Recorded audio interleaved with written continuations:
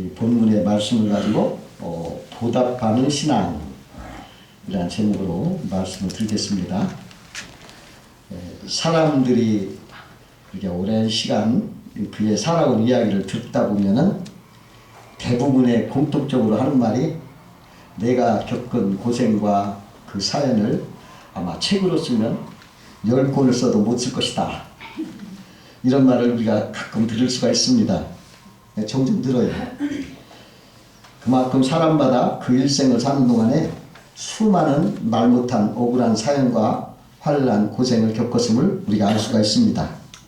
그러나 그 많은 고난, 환난, 고생을 겪었을지라도 오늘날 용케도 그걸 견디고 지금 이렇게 살고 있다는 것은 바로 그만큼 하나님의 은혜가 뒷받침되었다. 그래서 가능했다. 이렇게 볼 수도 있지 않겠습니까? 그런데 많은 사람들은요, 그 하나님의 은혜는 생각을 잘 못하고 그냥 내가 고난당한 거에 대해서 원망하고 불평하고 또 그런 것에 한이 맺혀 사는 것을 우리가 많이 볼 수가 있습니다. 그래서 옛말에 원수는 돌의 색이고 은혜는 물의 색인다. 그런 말이 있어요. 재미난 옛날 이야기가 있습니다. 그 산속에 호랑이가 사람이 파놓은 함정에 빠졌습니다. 마침 지나가는 선비가 호랑이 울음소리를 듣고 가까이 왔습니다. 호랑이가 선비에게 살려달라고 애원했습니다. 선비는 호랑이가 불쌍해서 딛고 나올 나무를 넣어서 그를 꺼내주었습니다. 그랬더니 호랑이가 감사하다는 말을 하고 내가 며칠 굶었더니 배고파 너를 잡아먹겠다. 이렇게 말하는 거예요. 선비가 깜짝 놀랐어요. 그러고 호랑이를 꾸짖었습니다. 내가 너를 살려줬는데 도리어 나를 잡아먹겠다니 그게 은혜 모르는 짐승이다. 이렇게 꾸짖었습니다. 그러자 호랑이가 이 굴을 파서 나를 죽게 했던 것이 사람인데 내가 너를 잡아먹는 것이 죄가 될 리 없다 하고 으르렁거리면서 다가왔어요. 그러자 선비는 그럼 누가 옳은가 한번 재판을 받아보자 하면서 옆에 서 있는 소나무에게 재판을 부탁했습니다. 이 소나무는 인간들은 우리들이 늘 그늘을 제공하고 공기도 맑게 해주는데 우리를 도끼로 찍어서 땔감으로 쓰는 나쁜 사람이다. 그러니 호랑이 말이 맞다. 이렇게 재판하는 거예요. 그러자 선비는 지나간 여우에게 다시 한번 물어보자고 했습니다. 여우는 사람들을 잡아다가 껍질을 벗겨 말려가지고 목들을 만들고 다니는데 그런 사람들을 용서할 수 없다 하면서 호랑이 편을 들어주는 거예요. 호랑이 입맛을 다시며 봐라 하면서 잡아먹으려 하는데 토끼가 툭 튀어나왔어요. 토끼가. 선비가 구여지책으로 마지막으로 토끼에게 재판을 받아보자. 저 재판대로 내가 하겠다. 그렇게 말했어요. 그런데 호랑이는 그래 여유롭고 좋다. 그렇게 해봐라. 하고 허락했습니다. 토끼가 자초지종을 듣더니 그럼 실제로 그 상황을 재현해보고 내가 정확히 재판을 하겠다. 그러면서 처음 상황대로 나무를 꺼내라. 그리고 호랑이 들어가라. 그래놓고 재판을 시작하겠다 하는데 토끼가 선비에게 말했어요. 자, 이제 선비님이 하고자 하는 대로 하십시오. 꺼내주려면 꺼내주고 말라면 마십시오. 그래서 가버렸어요. 호랑이는 선비에게 다시 한번 살려달라고 했지만 선비는 뒤를 돌아보지 않고 가고 말았습니다. 호랑이는 자기를 구원해준 은혜를 보답키는커녕 은혜를 원수로 갚으려 했던 것입니다. 그와 같이 세상 사람들은 하나님의 은혜나 사람의 은혜를 원수로 갚는 사람이 많아요.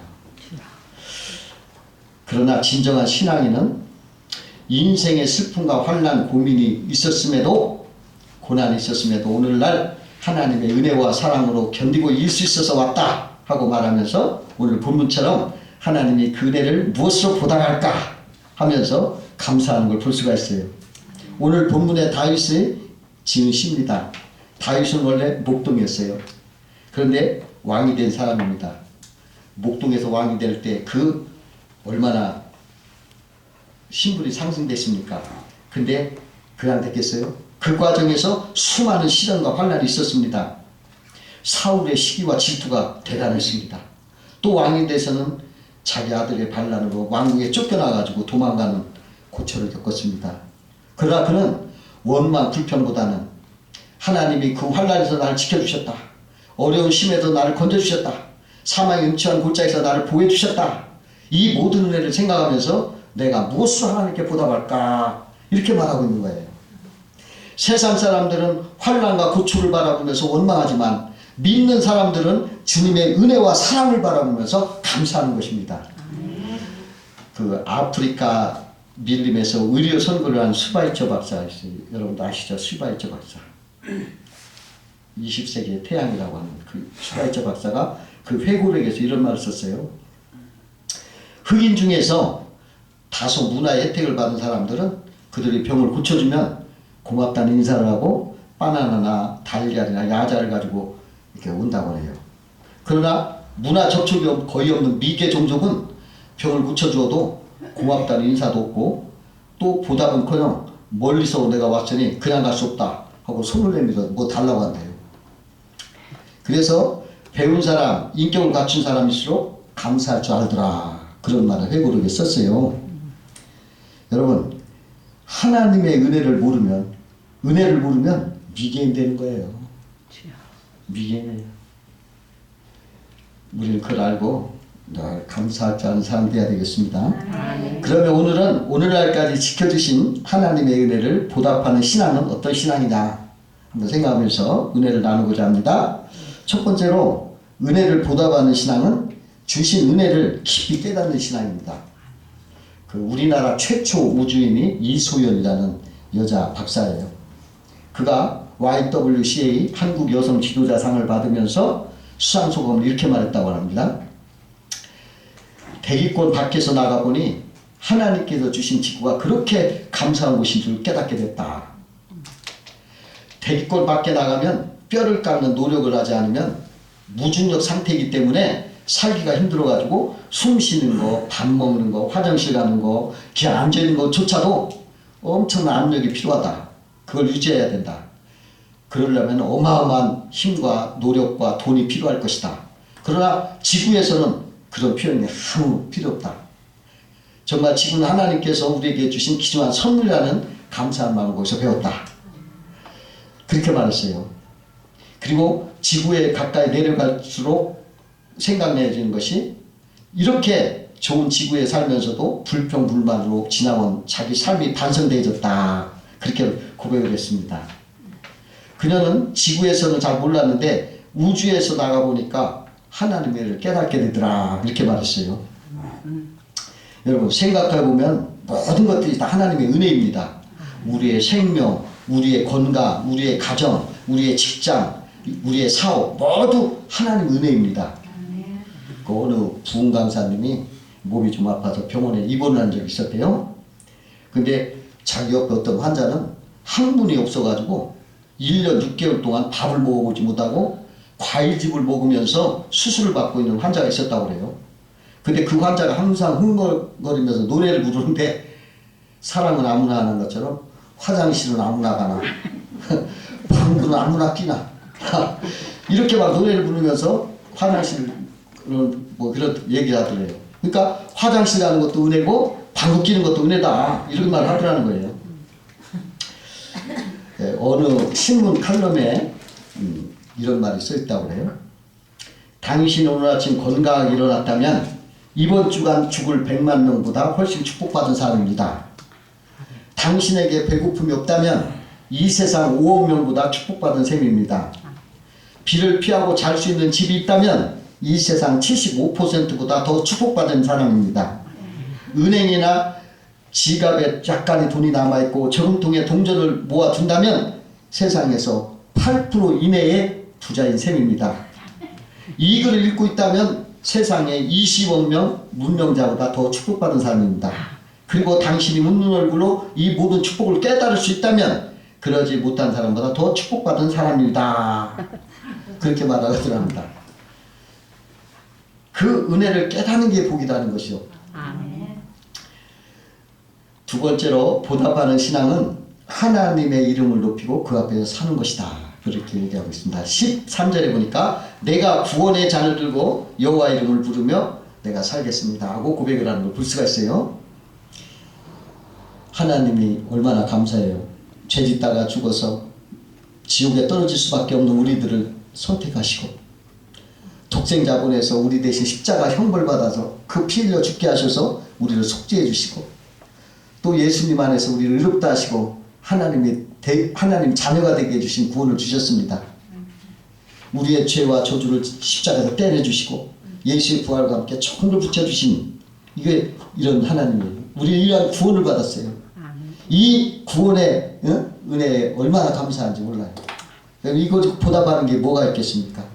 여기 말한 대로 주님을 떠나지 말고 주님 안에서 살아야 한다는 것입니다. 그리고 주님을 높이고 사랑하는 것이 은혜에 보답하는 길이다. 이렇게 말하고 있어요. 그 어린 날을 만든 그 방정환 선생의 일화에 이런 말이 있습니다. 어느 날 그가 밤중에 이렇게 책을 읽고 있었어요. 밤늦게. 근데 갑자기 창문이 열리더니 복면을 하는 강도가 불쑥 들어와서 시퍼런 칼을 목에 대고서 말했습니다. 꼼짝 말고 손 들어라. 그러자 방 선생님이 이렇게 말했대요. 아니 꼼짝 말고 어떻게 손을 든단 말이오. 그러니까 강도가 주춤하면서 말을 바꾸면서 그럼 손 들고 꼼짝 말어. 그리고 더 이상 잔소리하면 안 돼. 돈이나 내놔. 그렇지 않으면 내가 죽어버린다고. 그래서 선생님은 별로 놀라는 기색도 없이 일어나 책상 서랍에서 390원을 이렇게 주었어요. 근데 그 옛날에는 390원이 큰 돈이라고 합니다. 내가 가지고 있는 돈 이것이니 이걸 가지고 가시오. 그러니까 주인이 너무 태연하게 이렇게 돈을 주니까 도둑이 불안했어요. 그래가지고 얼른 걸 가지고 도망가려고 돌아서는데 방 선생님이 소리쳤습니다. 여보시오, 돈을 주었으면 고맙다는 인사라도 해야 할 거 아니오. 깜짝 놀란 강도가 가슴을 쓰다듬으면서 욕을 퍼부었어요. 그래 고맙다 이 새끼야. 그러다 도망가요. 근데 날이 밝았어요. 누가 문을 들여 나가보니까 강도와 순경이 같이 온 거예요. 순경이 물은 거예요. 선생님 간밤에 많이 놀라셨죠? 이 사람이 선생님 댁에서 강도질 했다고 하기에 확인하러 왔습니다. 맞죠? 이때 방전에 차분히 말했어요. 아, 이 사람 말이요. 어젯밤 우리 집에 왔었죠. 그런데 돈이 필요하다고 하기에 사정이 딱해 보여서 내가 390원을 주었습니다. 그랬더니 고맙다고 인사까지 하며 갔습니다. 순경 이상한 눈으로 바라보면서 이 사람이 분명히 선생님 댁에서 돈을 훔쳤다고 자백을 했는데요 하고 눈치를 살폈습니다. 그때 방 선생이 태연히 말했습니다. 아니 이 사람아 그렇게 정신이 오락가락해서 어떻게 하려고 그러냐. 내가 돈을 주었으니까 인사까지 하지 않았느냐. 돈을 훔쳐가는 도둑이 고맙다고 인사하는 법이 어딨어. 순경은 그 말을 듣고 할 수 없이 강도를 풀어주었습니다. 순경이 돌아가자 강도는 방 선생님 앞에서 무릎을 꿇고 엎드렸습니다. 선생님 용서해 주세요. 세상에 선생님 같은 분은 처음입니다. 눈물을 흘리면서 더 이상 말을 잇지 못했습니다. 방 선생은 강도의 등을 두드리면서 일어나시오. 사람이 어렵다 보면 그럴 수도 있는 거 아니고 다시 이런 짓 하지 마시오. 그렇게 타일렀습니다. 그러자 강도가 방 선생에게 간청을 했어요. 선생님 저에게 소원이 있습니다. 선생님 곁에서 평생 선생님을 섬기고 살게 해주십시오. 그 후 강도는 죽을 때까지 방정환 선생 곁에서 집안일을 도우며 살았다고 그래요. 은혜에 보답하는 길은 그 은혜 받은 사람 이름을 높이고 그 앞에서 그와 함께 사는 것이다 하는 것입니다. 여러분 우리들도 하나님이 나를 구원해 주신 은혜를 잘 높이고 그 앞에서 여러분 사시기를 주의 이름으로 축원합니다. 세 번째로 은혜에 보답하는 신앙은 서원을 여호와께 갚는 것이다 입니다. 14절에 보니까 모든 백성 앞에서 나는 나의 서원을 여호와께 갚으리라 그랬습니다. 주께 약속한 거, 맹세한 거 꼭 지키겠다고 하는 겁니다. 그 한나라는 여인은 하나님께 서원하기를 나에게 아들을 주시면 내가 하나님께 드리겠습니다 이렇게 약속을 했어요. 그리고 아들을 얻자 그 약속을 지켜서 그 아들 사무엘을 하나님께 서원한 대로 드렸습니다. 이것이 바로 서원을 갚는 것입니다. 그 탈무드에 아주 재미있는 얘기가 있습니다. 비가 아주 많이 와서 범람한 강에 가로지른 외나무 다리가 있었습니다. 한 사람이 그걸 건너려고 보니까 아이고 다리가 후들후들거려요. 막 강물이 막 엄하게 흘러가니까. 그래서 하나님과 기도했어요. 하나님 나로 하여금 무사히 다리를 건너가게 해주신다면 내가 가진 재산을 다 바치겠습니다. 그리고 마음 편해지면서 이제 힘이 생겼어요. 다리를 건너가면서 반쯤 가니까 얼마 안 남았어요. 그냥 건너가는 게 만만하게 보였어요. 그래서 그 사람은 하나님께 기도하기를 하나님 저의 전재산 전부를 드리겠다고 했는데 사실 너무 많습니다. 절반만 드리면 안 되겠습니까? 그렇게 기도하며 조금 더 가니까 다리가 흔들흔들. 어느선가 뿌지직한 소리가 들려요. 깜짝 놀라서 얼른 하나님께 일으키기도 했대요. 아이고 하나님 농담도 못합니까? 다 드릴게요. 그리고서 무사히 강을 건넜다는 거예요. 여러분 우리가 소원을 하면 소원대로 안 하고 그걸 깎아먹고 그러죠. 그거 안 좋다는 거죠. 야곱이 베델에서 하나님을 섬기겠다고 이렇게 소원을 했어요. 그런데 숙고돼서 머물러 가지고 거기 있다가 큰 환난을 당하고 베델로 돌아와 소원을 지킬 때 큰 복을 받았던 것입니다. 우리가 하나님께 약속한 것은 꼭 지켜야 하는 것입니다. 그 어느 교회 집사님이 교회에서 성전을 건축한다고 하니까 자기도 한번 성전 건축 헌금을 내고 싶었어요. 근데 돈이 없는 거예요.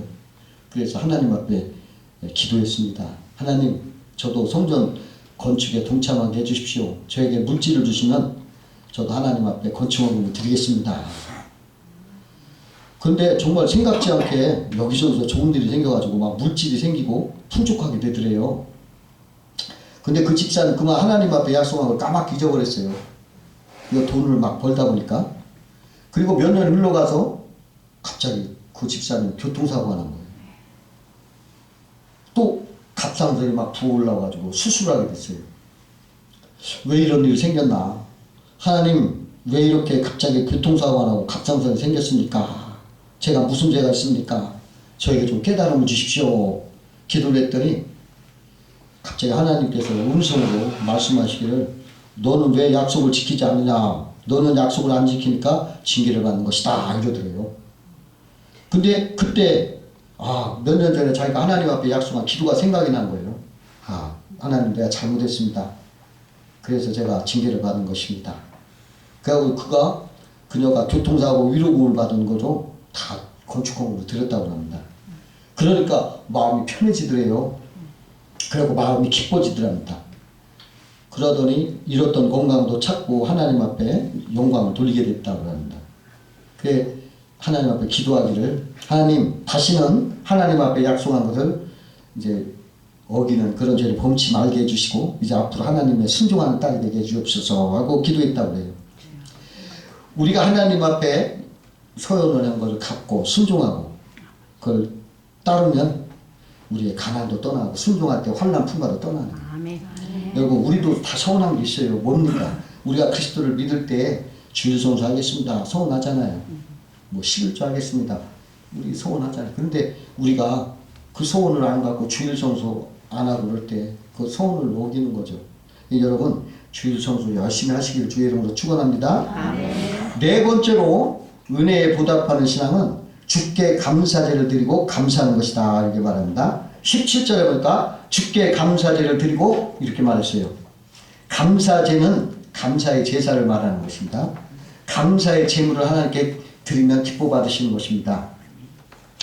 그 몽골에서 사역하시는 선교사님께서 얘기하는 실화입니다. 그 몽골 의회에서 주일 예배 때였습니다.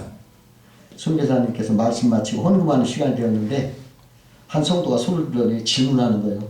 목사님 물건으로 11조에도 되나요? 그럼요. 하나님께 받은 모든 것은 11조 드리면 됩니다. 근데 그 다음 주일 헌금 시간에 그 성도가 큰 자루를 강대상에 올려놓은 거예요. 목사님이 그 자루를 풀어보았더니 소똥이었어요. 몽골에서는 그 소똥이 아주 소중하다고 그래요. 겨울이 되면 벽에 소똥을 바르면 그 난방 효과가 아주 탁월하다고 합니다. 게다가 소똥은 겨울에 땔감으로 쓰면 아주 잘 타고 오랫동안 눈이 타서 아주 좋다고 그래요. 그래 값어치가 나간다고 합니다. 그 소똥 냄새가 막 교회를 진동했습니다. 목사님이 축복기도 해주셨습니다. 소득의 11조를 드린 이 성도의 가정에 각절의 축복을 허락하옵소서 예수님의 이름으로 기도드립니다. 아멘. 근데 놀라운 일이 그 다음 날부터 시작됐어요. 그 마을에 있는 모든 소들이 그 성도를 지분에 몰려와서 다 거기서 볼일을 붙여요. 그 덕분에 그 남은 소똥을 막 팔아가지고 생활비도 벌고 또 겨울 땔감도 충분히 마련했다는 것입니다. 그 어느 교회에 아주 인색한 소문나기로는 김권사라는 분이 있었다고 해요. 그 권사님은 재산은 많았지만 하나님께 11조 드리는 게 아까워서 감사원금만 조금씩 드렸대요. 근데 3대 독자 아들이 장가를 갔는데 며느리가 임신을 하기만 하면 낙태를 하는 거예요. 그래서 며느리가 세 번째 임신을 하자 목사님을 찾아갔습니다. 목사님, 뭐 좋은 방법 없습니까? 그 목사님 함께 기도합시다. 근데 기도하는데 목사님이 자꾸 기한 전에 떨어지지 않게 하리라 하는 말씀이 생각이 나는 거예요. 그래서 말라기 3장 11절을 이렇게 펴보니까 그걸 펼쳐놓고서 권사님 앞에 말씀을 했어요. 권사님, 기한 전에 떨어지지 않게 하기 위해서는 어렵겠지만 11절을 들으셔야겠습니다. 그러니까 이때부터 인식하기로 소문난 이 권사님이 하나님께 11절을 드리기 시작했습니다. 그리고서 며느리를 해서 기도를 간절히 했습니다. 그랬더니 며느리 배가 점점 불러지더니 기한이 대가 순산하게 되었습니다. 옥동자 같은 귀여운 손자를 낳았어요. 권사님 그때서야 정신 들었습니다. 11조가 세긴 세구나. 그는 진작 11조를 드리지 못한 걸 후회하면서 축복을 받으려면 11조 드려야 한다. 이렇게 손선에서 막 성도들을 가르치면서 전도한다고 합니다. 여러분, 감사 제물을 하나님이 기뻐 받으십니다.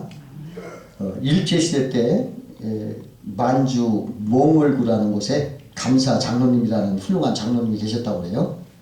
근데 그분은 큰 부자였는데 애국운동을 하다가 일본 형사에게 잡혀가지고 형무소에 갇히게 됐습니다. 큰 부자 장로님이 형무소에서 온갖 고생을 다하며 지내자니 이만저만 힘이 드는 게 아니었습니다. 그때 사도 바울 생각이 난 거예요. 아, 사도 바울도 복음을 전하다가 감옥에 갇혔는데 매를 맞아도 감사했는데 아무것도 아닌 내가 사도 바울을 경험하는구나. 그러자 너무 기쁜 나머지 그만 밥구두를 두고 춤을 췄다고 그래요. 변기통 옆에서 밥을 먹다가 밥구두를 두고 한바탕 춤을 추니까 간수가 저 영감은 드디어 미쳤구나. 그렇게 해가지고 보고를 했다고 그래요.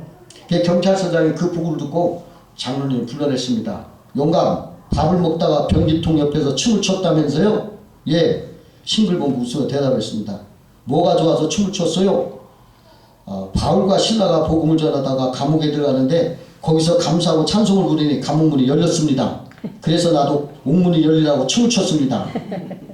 그러니까 경찰서장이 감옥문이 세 문인데 어떻게 열려? 이 영감쟁이가 정말 미쳤구만.